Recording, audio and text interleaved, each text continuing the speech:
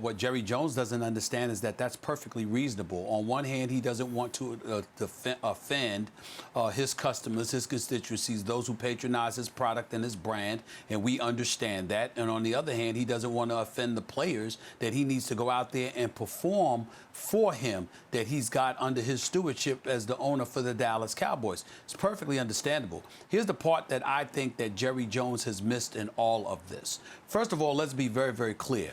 As the person that has called him out the loudest, that would be me.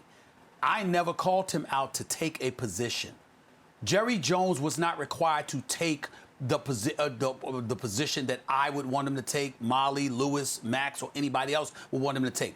What I abhorred was his silence. Because if you're going to be front and center mandating that no player wearing your uniform would take a knee, etc., where were you when all of this went down? If you're going to be outspoken and on the front lines then don't disappear for months at a time once all of this happens because of George Floyd's killing. That's what I was saying. Stand front and center, and whatever position you have, you have. I don't care what position it is. You just had, in my opinion, an obligation to let us know, since you were so quick to let us know where you stood all those other times. That's number one. Number two, and more importantly, and I'll end it by saying this.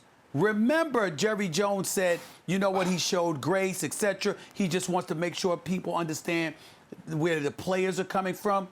Well, if they didn't understand where the players were coming from, Jerry Jones had everything to do with that because he would not allow his players to get into it. He made it very, very clear to them. They had one choice and one choice only if they were going to be a Dallas Cowboy. He didn't give them the option. Let's remember that while we listen to him. But I'm glad he finally spoke, because all I cared about was to hear what he has to say. You don't get to be outspoken, and then when stuff really hits the fan, you hide for months at a time. That was my only issue with Jerry Jones.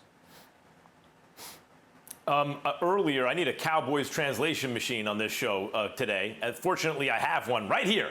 And earlier, I had to run Michael Irvin's comments through it. Remember that? When he compared him to the 73 Wing Warriors getting KD because they now have CeeDee Lamb, and I am a Dallas Cowboys fan, and I'm hoping for the best.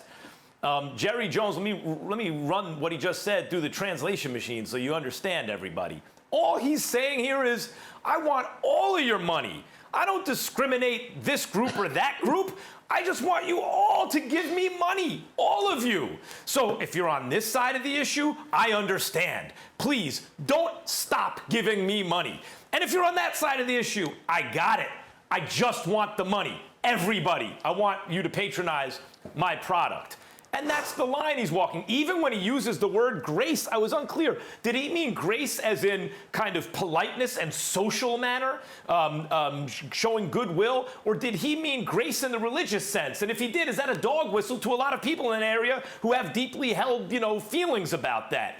Is he, everything he just said amounted to nothing other than, hey, everyone needs to give me money. Everyone needs to be watching the Cowboys. Let's not exclude anybody here. Is there a line I can walk where I don't tick you off, or I include you and you so you can all get together and give me that cash? That's what Jerry Jones just said.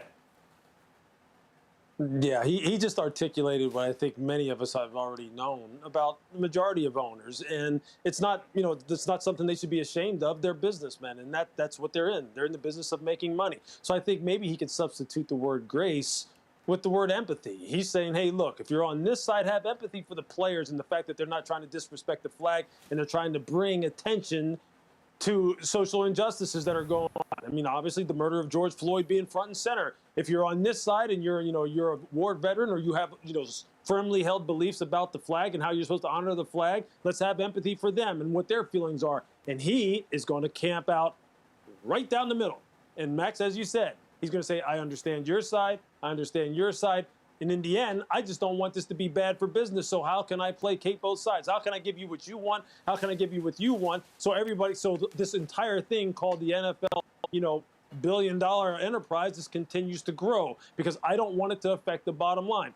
He's a businessman. All 32 owners are businessmen. That's what they all want.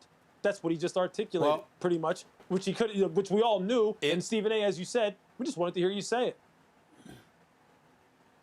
If it's about business and it was strictly about that, guys, then clearly he must believe black folks aren't patronizing his product, because when he took the position that he took against Colin Kaepernick and against kneeling, he didn't have any idea what the fallout was going to be from the African-American community. Or maybe he did, and maybe he drew the conclusion that, excuse me, no matter what position I take on this, they're not going anywhere. So that's something to take into consideration as well. I don't believe it was just about business. I think it was about a certain constituents, a certain audience that he wanted to placate in the past, whereas this situation, you have to placate everybody, and I think that's what we saw this morning. I think, Stephen, I think there was an assumption at first when Kaepernick kneeled that was a very small minority viewpoint, and that the vast majority of patrons felt differently. And so he took that position. When he saw, wait, it's a little bigger than I thought, then he knelt with all the players, remember? And now what he sees and what this pandemic has laid bare for everyone is black athletes and their allies are saying, wait a minute, since a lot of us play these sports that you want to escape from reality from, no, you're not going to escape from reality, until normal is normal for everyone, not just white people, right? And so now we're at that point where Jerry Jones put his finger in the air to see which way the wind was blowing again and said, this is about 50-50, maybe even more people on the other side, but maybe in my region, not as many people. I want I can't alienate anyone here. Everybody, give me the dough. And I think that's why the delay.